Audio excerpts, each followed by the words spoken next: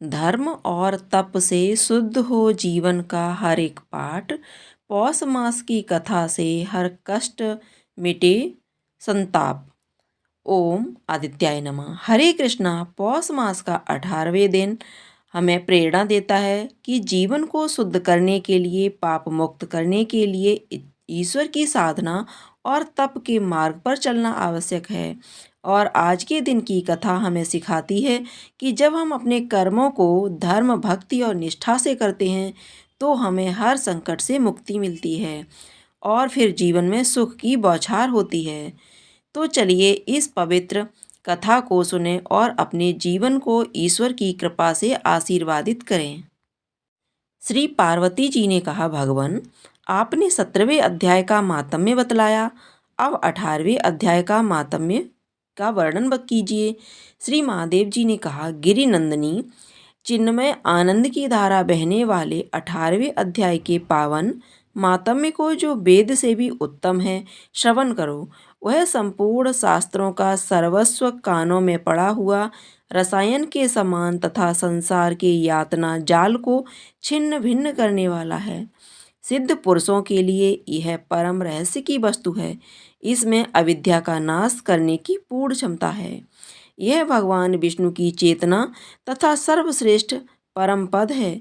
इतना ही नहीं, यह विवेकमयी लता का मूल, काम, क्रोध और मद को नष्ट करने वाला, इंद्र आदि देवताओं के चित्त का विश्राम मंदिर तथा सनक सनंद आदि महायोगियों का मनोरंजन करने वाला है। इसके पाठ मात्र से यमदूतों की गर्जना बंद हो जाती है। पार्वती, इससे बढ़कर कोई ऐसा रहस्यमय उपदेश नहीं है जो संतप्त मानवों के त्रिविध ताप को हरने वाला और बड़े बड़े पातकों का नाश करने वाला हो। 18वें अध्याय का लोकोत्तर मातम्य है। इसके संबंध में जो पवित्र उपाख्यान है उसे भक्ति पूर्वक सुनो। उसके श्रवण मात्र से जीव समस्त पापों से मुक्त हो जाता है। मेरुगिरी के शिखर अमरावती नाम वाली एक रमणीय पुरी है। उसे पूर्व काल में विश्वकर्मा ने बनाया था। उस पुरी में देवताओं द्वारा सेवित इंद्र सची के साथ निवास करते थे। एक दिन वे सुखपूर्वक बैठे हुए थे। इतने ही में उन्होंने देखा कि भगवान विष्णु के दूतों से सेवित एक अन्य पुरुष वहां आ रहा है। इंद्र उस नवागत पुरुष के तेज से तिरस्कृत होकर तुरंत ही अपने मणिमय सिंहासन में मंडप में गिर पड़े। तब इंद्र के सेवकों ने देवलोक के साम्राज्य का मुकुट इस नूतन इंद्र के मस्तक पर रख दिया। फिर तो दिव्य गीत गाती हुई देवांगनाओं के साथ सब देवता उनकी आरती उतारने लगे। ऋषियों ने वेद मंत्रों का उच्चारण करके उन्हें अनेक आशीर्वाद दिए। गंधर्वों का ललित स्वर में मंगलमय गान होने लगा। इस प्रकार इस नवीन इंद्र का 100 यज्ञों का अनुष्ठान किए बिना ही नाना प्रकार के उत्सवों से सेवित देखकर पुराने इंद्र को बड़ा विस्मय हुआ। वे सोचने लगे, इसने तो मार्ग में न कभी फैसले प्याऊ बनवाए, न पोखर खुदवाए और न पथिकों को विश्राम देने वाले बड़े बड़े वृक्ष ही लगवाए।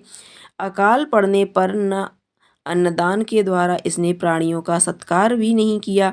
इसके द्वारा तीर्थों में सत्र और गांवों में यज्ञ का अनुष्ठान भी नहीं हुआ। फिर इसने यहाँ भाग्य की दी हुई ये सारी वस्तुएं कैसे प्राप्त की? इस चिंता से व्याकुल होकर इंद्र भगवान विष्णु से पूछने के लिए प्रेम पूर्वक क्षीर सागर के तट पर गए और वहां अकस्मात अपने साम्राज्य से भ्रष्ट होने का दुख निवेदन करते हुए बोले, लक्ष्मीकांत, मैंने पूर्व काल में आपकी प्रसन्नता के लिए 100 यज्ञ का अनुष्ठान किया था। उसी के पुण्य से मुझे इंद्र पद की प्राप्ति हुई थी। किंतु इस समय स्वर्ग में कोई दूसरा ही इंद्र अधिकार जमाए बैठा है। उसने तो न कभी धर्म का अनुष्ठान किया है, न यज्ञों का। फिर उसने मेरे दिव्य सिंहासन पर कैसे अधिकार जमाया है? श्री भगवान बोले, इंद्र, वह गीता के 18वें अध्याय में से 5 श्लोकों का प्रतिदिन पाठ करता है। उसी के पुण्य से उसने तुम्हारे उत्तम साम्राज्य को प्राप्त कर लिया है। गीता के 18वें अध्याय का पाठ सब पुण्यों का शिरोमणि है। उसी का आश्रय लेकर तुम भी पद पर स्थित हो सकते हो। भगवान विष्णु के ये वचन सुनकर और उस उत्तम उपाय को जानकर इंद्र ब्राह्मण का वेश बनाए गोदावरी के तट पर गए। वहां उन्होंने कालिका ग्राम नामक उत्तम और पवित्र नगर देखा, जहां काल का भी मर्दन करने वाले भगवान कालेश्वर विराजमान हैं। वहीं गोदावर तट पर वह परम धर्मात्मा ब्राह्मण बैठे थे, जो बड़े ही दयालु और वेदों के पारंगत विद्वान थे। वे अपने मन को बस में करके प्रतिदिन गीता के 18वें अध्याय का स्वाध्याय किया करते थे। उन्हें देखकर इंद्र ने बड़ी प्रसन्नता के साथ उनके दोनों चरणों में मस्तक झुकाया और उन्हीं 18वें अध्याय को पढ़ा।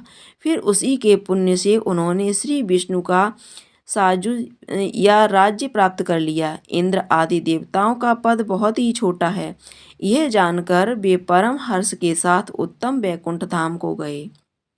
अतः यह अध्याय मुनियों के लिए श्रेष्ठ परम तत्व है। पार्वती 18वें अध्याय के इस दिव्य मातम्य का वर्णन समाप्त हुआ। इसके श्रवण मात्र से मनुष्य सब पापों से छुटकारा पा जाता है। इस प्रकार संपूर्ण गीता का पापनाशक मातम्य बतलाया गया। महाभागे, जो पुरुष श्रद्धा युक्त होकर इसका श्रवण करता है, वह समस्त यज्ञों का फल पाकर अंत में श्री विष्णु का साम्राज्य प्राप्त कर लेता है। अर्जुन बोले, हे महाभाव, हे अंतर्यामी, हे वासुदेव, मैं संन्यास और त्याग के तत्व को पृथक पृथक जानना चाहता हूँ। श्री भगवान बोले, कितने ही पंडित जन तो काम्या कर्मों के त्याग को संन्यास समझते हैं तथा दूसरे विचार कुशल पुरुष सब कर्मों के फल के त्याग को त्याग कहते हैं। कुछ एक विद्वान ऐसा कहते हैं कि कर्म मात्र दोष युक्त है, इसलिए त्यागने के योग्य है, और दूसरे विद्वान यह कहते हैं कि यज्ञ दान और तप रूप कर्म करने योग्य नहीं है। हे पुरुष श्रेष्ठ अर्जुन, संन्यास और त्याग, इन दोनों में से पहले त्याग के विषय में तू मेरा निश्चय सुन, क्योंकि त्याग सात्विक, साजस और तामस भेद से 3 प्रकार का कहा गया है। यज्ञ दान और तप रूप कर्म त्याग करने के योग्य नहीं है, बल्कि वह तो अवश्य कर्तव्य है, क्योंकि यज्ञ दान और तप ये तीनों ही कर्म बुद्धि पुरुषों को पवित्र करने वाले हैं। इसलिए हे पार्थ, इन यज्ञ दान और तप रूप कर्मों को तथा और भी संपूर्ण कर्तव्य कर्मों को आसक्ति और फलों का त्याग करके अवश्य करना चाहिए। यह मेरा निश्चय किया हुआ उत्तम मत है। निषिद्ध और काम्य कर्मों का तो स्वरूप से त्याग करना उचित ही नहीं, परंतु नियम कर्म का रूप से त्याग उचित नहीं है, इसलिए मोह के कारण उसका त्याग कर देना तामस त्याग कहा गया है। जो कुछ कर्म है वह सब दुख रूप ही है, ऐसा समझकर यदि कोई शारीरिक क्लेश के भय से कर्तव्य कर्मों का त्याग कर दे, तो वह ऐसा राजस त्याग करके त्याग के फल को किसी भी प्रकार नहीं पाता। हे अर्जुन, जो शास्त्र विहित कर्म करना कर्तव्य है, इसी भाव से आसक्ति और फल का त्याग करके किया जाता है, वही सात्विक त्याग माना गया है। जो मनुष्य अकुशल कर्म से द्वेष नहीं करता है और कुशल कर्म में आसक्त नहीं होता, वह शुद्ध सत्वगुण से युक्त पुरुष संशय रहित बुद्धिमान और सच्चा त्यागी है, क्योंकि शरीरधारी किसी भी मनुष्य के द्वारा संपूर्णता से सब कर्मों का त्याग किया जाना आवश्यक नहीं है। इसलिए जो कर्म फल का त्यागी है वही त्यागी है, यह कहा जाता है। कर्म फल का त्याग न करने वाले मनुष्यों के कर्मों का तो अच्छा बुरा और मिला हुआ ऐसे 3 प्रकार का फल मरने के पश्चात अवश्य होता है, किंतु कर्म फल का त्याग कर देने वाले मनुष्यों के कर्मों का फल किसी काल में भी नहीं होता।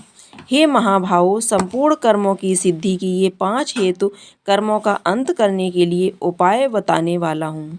तू मुझसे भली भांति जान इस विषय में, अर्थात कर्मों की सिद्धि में अधिष्ठान और कर्ता तथा भिन्न भिन्न के कारण और नाना प्रकार के अलग अलग चेष्टाएं हैं, और वैसे ही 5वां हेतु देव है। मनुष्य मन, वाणी और शरीर से शास्त्रानुकूल अथवा विपरीत जो कुछ भी कर्म करता है, उसके ये 5 कारण हैं। परंतु ऐसा होने पर भी जो मनुष्य अशुद्ध बुद्धि होने के कारण उस विषय में यानी कर्मों के होने में केवल शुद्ध स्वरूप आत्मा को कर्ता समझता है, वही मलिन बुद्धि वाला अज्ञानी यथार्थ नहीं समझता। जिस पुरुष के अंतःकरण में मैं करता हूँ ऐसा भाव नहीं है तथा जिसकी बुद्धि सांसारिक पदार्थों में और कर्मों में लेपायमान नहीं होती, वह पुरुष इन सब लोकों को मारकर भी वास्तव में न तो मरता है और न पाप से बंधता है। ज्ञाता, ज्ञान और यज्ञ ये 3 प्रकार की कर्म प्रेरणा है और कर्ता, करण तथा क्रिया ये 3 प्रकार के कर्म संग्रह हैं। गुणों की संख्या करने वाले शास्त्र में ज्ञान और कर्म तथा कर्ता गुणों के भेद से 3-3 प्रकार के ही कहे गए हैं। उनको भी तू मुझसे भली भांति सुन। जिस ज्ञान से मनुष्य पृथक पृथक सब भूतों में एक अविनाशी परमात्म भाव को विभाग रहित संभाव से स्थिति देखता है, उस ज्ञान को तू सात्विक ज्ञान समझ। किंतु जो ज्ञान अर्थात जिस ज्ञान के द्वारा मनुष्य संपूर्ण भूतों में भिन्न भिन्न प्रकार से नाना भावों को अलग अलग जानता है, उस ज्ञान को तू राजस जान। परंतु जो ज्ञान एक कार्य रूप शरीर में ही संपूर्ण के सदृश आसक्त है तथा जो बिना युक्ति वाला तात्विक अर्थ से रहित और तुच्छ है, वह तामस कहा गया है। जो कर्म शास्त्र विधि से नियत किया हुआ और कर्तापन के अभिमान से रहित हो तथा फल न चाहने वाले द्वारा पुरुष बिना राग द्वेष के किया गया हो, वह सात्विक कहा जाता है। परंतु जो कर्म बहुत परिश्रम से युक्त होता है तथा भोगों को चाहने वाले पुरुष द्वारा या अहंकार युक्त पुरुष द्वारा किया जाता है, वह कर्म राजस कहा गया है। जो कर्म परिणाम हानि, हिंसा और सामर्थ्य को न विचार कर केवल अज्ञान से आरंभ किया जाता है, वह तामस कहा जाता है। जो कर्ता संग रहित अहंकार के वचन न बोलने वाला, धैर्य और उत्साह से युक्त तथा कार्य के सिद्धि होने पर और न होने में हर्ष शोकादि विकारों से रहित है, वह सात्विक कहा जाता है। जो कर्ता आसक्ति से युक्त कर्मों के फल को चाहने वाला हो, लोभी हो तथा दूसरों को कष्ट देने के स्वभाव वाला, अशुद्धाचारी और हर्ष शोक से लिप्त हो, वह राजस कहा गया है। जो कर्ता आयुक्त, शिक्षा से रहित, घमंडी, धूर्त और दूसरों की जीविका का नाश करने वाला तथा शोक करने वाला, आलसी और दीर्घसूत्री है, वह तामस कहा जाता है। हे धनंजय, अब तू बुद्धि का और धृति का भी गुणों के अनुसार 3 प्रकार का भेद मेरे द्वारा संपूर्णता से विभाग पूर्ण कहा जाने वाला सुन। हे पार्थ, जो बुद्धि प्रवृत्ति मार्ग और निवृत्ति मार्ग को, कर्तव्य और अकर्तव्य को, भय और अभय को तथा बंधन और मोक्ष को यथार्थ जानती है, वह बुद्धि सात्विकी है। हे पार्थ, जिस बुद्धि के द्वारा धर्म और अधर्म को तथा कर्तव्य और अकर्तव्य को भी यथार्थ नहीं जानता, वह बुद्धि राजसी है।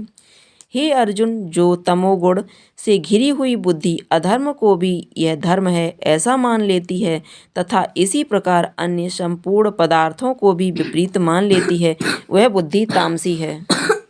हे पार्थ, जिस व्यभिचारिणी धारण शक्ति से मनुष्य ध्यान योग के द्वारा मन, प्राण और इंद्रियों की क्रियाओं को धारण करता है, वह गति सात्विकी है।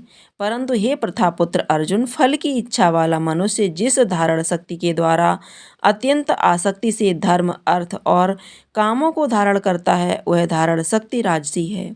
हे पार्थ, बुद्धि वाला मनुष्य जिस धारण शक्ति के द्वारा निंद्रा, भय, चिंता और दुख को तथा उन्मुक्तता को भी नहीं छोड़ता अर्थात धारण किए रहता है, वह धारण शक्ति तामसी है। हे भरत श्रेष्ठ, अब 3 प्रकार के सुख को भी तू मुझसे सुन। जिस सुख में साधक मनुष्य भजन, ध्यान और वह आरंभ काल में यद्यपि विष के तुल्य प्रतीत होता है, परंतु परिणाम में अमृत के तुल्य है, इसलिए वह पारंपरिक विषय बुद्धि के प्रसाद को उत्पन्न होने वाला सुख सात्विक सुख कहा गया है। जो सुख विषय और इंद्रियों के संयोग से होता है, वह पहले भोग काल में अमृत के तुल्य प्रतीत होने पर भी परिणाम में विष के तुल्य है, इसलिए वह सुख राजस कहा गया है। जो सुख भोग काल में तथा परिणाम में भी आत्मा को मोहित करने वाला है, वह निंद्रा, आलस्य और प्रमाद से उत्पन्न सुख तामस कहा गया है। पृथ्वी में या आकाश में अथवा देवताओं में तथा इनके सिवा और कहीं भी वह ऐसा कोई भी सत्व नहीं है जो प्रकृति से उत्पन्न इन तीनों गुणों से रहित हो। हे परम तप ब्राह्मण, क्षत्रिय और वैश्यों के तथा शूद्रों के कर्म स्वभाव उत्पन्न गुणों द्वारा विभक्त किए गए हैं। अंतःकरण का निग्रह करना, इंद्रियों का दमन करना, धर्म पालन के लिए कष्ट सहना, बाहर भीतर से शुद्ध रहना, दूसरों के अपराधों को क्षमा करना, मन इंद्रिय और शरीर को सरल रखना, वेद शास्त्र, ईश्वर और परलोक आदि में श्रद्धा रखना, वेद शास्त्रों का अध्ययन अध्यापन करना, परमात्मा के तत्व का अनुभव करना, ये सब के सब ही ब्राह्मण के स्वाभाविक कर्म हैं। सूरवीरता, तेज, धैर्य, चतुरता और युद्ध में न भागना, दान देना और स्वामी भाव, ये सब के सब ही क्षत्रिय के स्वाभाविक कर्म हैं। खेती, गौपालन और क्रय विक्रय रूप सत्य व्यवहार, ये वैश्य के स्वाभाविक तथा सब वर्णों की सेवा करना शूद्र का भी स्वाभाविक कर्म है। अपने अपने स्वाभाविक कर्मों में तत्परता से लगा हुआ मनुष्य भगवत प्राप्ति रूप परम सिद्धि को प्राप्त हो जाता है। अपने स्वाभाविक कर्म में लगा हुआ मनुष्य जिस प्रकार से कर्म करके परम सिद्धि को प्राप्त होता है, उस विधि को तू सुन। जिस परमेश्वर से संपूर्ण प्राणियों की उत्पत्ति हुई है और जिससे वह समस्त जगत व्याप्त है, उस परमेश्वर की अपने स्वाभाविक कर्मों द्वारा पूजा करके मनुष्य परम सिद्धि को प्राप्त हो जाता है। अच्छी प्रकार आचरण किए हुए दूसरों के धर्म से गुण रहित भी अपना धर्म श्रेष्ठ है, क्योंकि स्वभाव से नियत किए हुए स्वधर्म कर्म को करता हुआ मनुष्य पाप को नहीं प्राप्त होता है। अतएव हे कुंती पुत्र, दोष मुक्त होने पर भी सहज कर्म को नहीं त्यागना चाहिए, क्योंकि धुएं से अग्नि की भांति सभी कर्म किसी न किसी दोष से युक्त हैं। सर्वत्र आसक्ति रहित बुद्धि वाला, स्पृहा रहित और जीते हुए अंतःकरण वाला पुरुष संख्या योग के द्वारा उस परम नैष्कर्म सिद्धि को प्राप्त होता है, जो कि ज्ञान योग की परानिष्ठा है। उस नैष्कर्म सिद्धि को जिस प्रकार से प्राप्त होकर मनुष्य ब्राह्मण को प्राप्त होता है, उस प्रकार हे कुंती पुत्र, तू संक्षेप में ही मुझसे समझ। विशुद्ध बुद्धि से युक्त तथा सात्विक और नियमित भोजन करने वाला, शब्दार्थ विषयों को त्याग करके एकांत और शुद्ध देश का सेवन करने वाला, सात्विक धारण शक्ति के द्वारा अंतःकरण और इंद्रियों का संयम करके मन, वाणी और शरीर को वश में कर लेने वाला तथा अहंकार, बल, घमंड, काम, क्रोध और परिग्रह का त्याग करके निरंतर ध्यान योग में के परायण रहने वाला, ममता रहित और शांतियुक्त पुरुष सच्चिदानंद ब्रह्म में अभिन्न भाव से स्थित होने का पात्र होता है। फिर वह सच्चिदानंद ब्रह्म में एक ही भाव से स्थिति प्रसन्न मन वाला योगी न तो किसी के लिए शोक करता है और न किसी की आकांक्षा ही करता है। ऐसा समस्त प्राणियों में संभावना वाला योगी मेरी परम गति को प्राप्त हो जाता है। उस परम भक्ति के द्वारा वह मुझ परमात्मा को मैं जो हूँ और जितना हूँ ठीक वैसा का भाव तत्व को ज्ञान लेता है। उस भक्ति को मुझको तत्व से जानकर तत्काल ही मुझ में प्रविष्ट हो जाता है। मेरे परायण हुआ कर्म योग संपूर्ण कर्मों को सदा करता हुआ भी मेरी कृपा से सनातन अविनाशी परम पद को प्राप्त हो जाता है। सब कर्मों का मन में मुझ में अर्पण करके तथा समबुद्धि रूप योग को अवलंबन करके मेरे परायण और निरंतर मुझ में चिंतन वाला हो। इस प्रकार मुझ में चिंतन होकर तू मेरी कृपा से समस्त संकटों को अनायास ही पार कर जाएगा, और यदि अहंकार के कारण मेरे वचनों को न सुनेगा तो नष्ट हो जाएगा, अर्थात परमार्थ से भ्रष्ट हो जाएगा।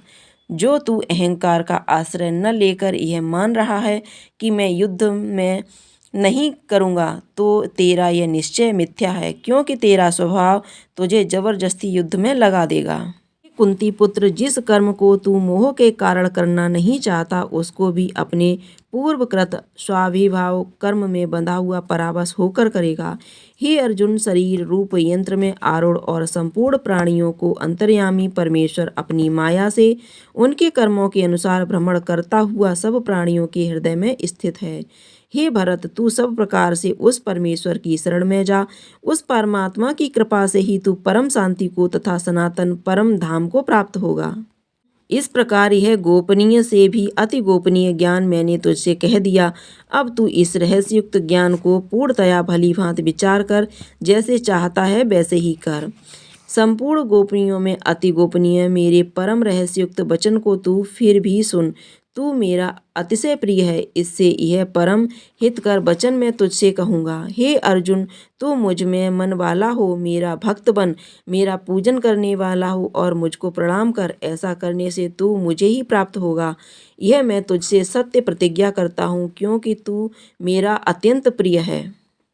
हे राजन, जहाँ ये योगेश्वर भगवान श्री कृष्ण हैं और जहाँ गांडीव धनुषधारी अर्जुन हैं, वहीं पर श्री विजय विभूति और अचल नीति है, ऐसा मेरा मत है। इस प्रकार उपनिषद, ब्रह्म विद्या तथा योग शास्त्र रूप श्रीमद् भगवद गीता के श्री कृष्ण अर्जुन संवाद में मोक्ष संन्यास योग नामक 18वां अध्याय संपूर्ण हुआ। बोलिए कृष्ण भगवान की जय। अगर आप लोगों को यह कथा पसंद आई हो, कमेंट बॉक्स में जा करके कृष्ण भगवान की जय अवश्य लिखिएगा। साथ ही साथ वीडियो को लाइक कीजिएगा, शेयर कीजिएगा। अगर आपने अभी तक चैनल को सब्सक्राइब नहीं किया है तो चैनल को सब्सक्राइब करके बेल आइकन को अवश्य दबा दीजिएगा, ताकि आप इसी तरह की कथाएं समय से सुन सकें। धन्यवाद।